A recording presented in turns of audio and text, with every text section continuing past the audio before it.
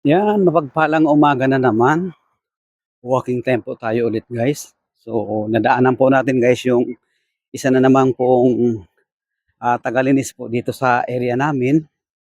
At nakapag-abot man lang po tayo guys ng pambili man lang po niya guys ng makakain. Malaking bagay na rin po yun dahil sa kanila po baka baba talaga ng kanilang kinikita.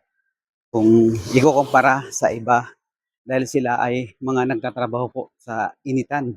Napakainit po dito sa bansang Middle East. Hindi lang po Middle East. Nagkataon lang na nandito tayo na isa pong Good Samaritan na nakakapagbahagi man lang na kahit hindi po naman kalakihang mga tulong nakakapag-abot po tayo.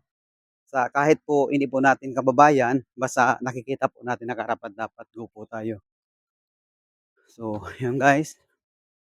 Sana patuloy niyo pong suportahan si Idol Marbs. Napakaganda po ng ating hangarin para makatulong sa kapwa, lalong-lalo na kung sakali na nandiyan na po tayo sa Pilipinas, magagawa po natin lahat na pag may source tayo na maganda, madami po tayong mabibigyan na mas karapat-dapat na nakikita po natin na hirap talaga sila sa pang-araw-araw, lalong-lalo na pa-priority natin diyan sa Pilipinas yung mga PWD, yung mga nakikita po na talaga natin na wala na talaga silang future na makapagtrabaho na yung mga pangarap nila na hindi na kayang tuparin dahil po sa kanilang sitwasyon.